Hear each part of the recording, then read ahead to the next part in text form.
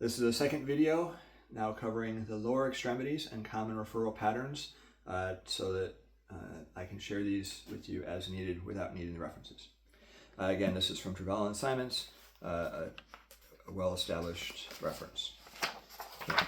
So, starting off in the glute or the lower back, we're not going to touch on the referral pattern for the muscles that are right next to the spine because they stay localized, but commonly referring down to the glute area, there's a muscle called levator or quadratus lumborum.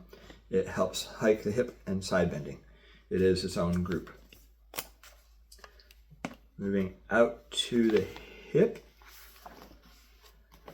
flexor, the only group area I interact with is up front. That can be felt into the thigh. It's really telling that it hurts to lift up through the leg. But referral pattern, it tends to stay just through the front of the thigh. It does not refer down very far. Moving back to the back of the hip, where several groups are in a small area.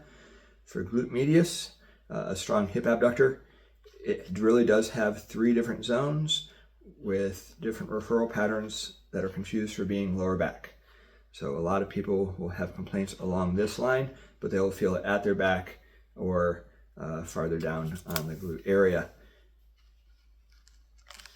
Deep to it and a little bit to the side, a group that's mistaken for sciatica is the glute minimus. These are typically more off to the side, but it can refer down to the calf or the side leg all the way down to the side of the ankle. So pay attention to whether or not it goes down to the ankle or all the way to the foot.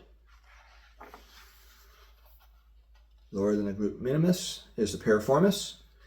It can be felt along the hamstring. It actually can be confused for simply hamstring strain with push-off and stabilizing. Before we move down to the hamstring, the one groin muscle that really is worth referencing is the pectineus muscle. It's really small and very close to the groin area, but it's felt very localized. Okay. Moving down to the quadriceps. Inner knee pain is commonly caused or contributed by the lower part of the quadriceps, the vastus medialis. I do see this area sometimes, but this is much more common. And when it's involved, people will describe side or below or both.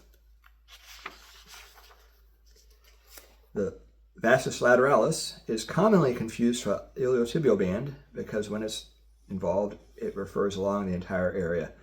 But it's still easy to identify for when it hurts to extend the knee compared to pushing out through the hip.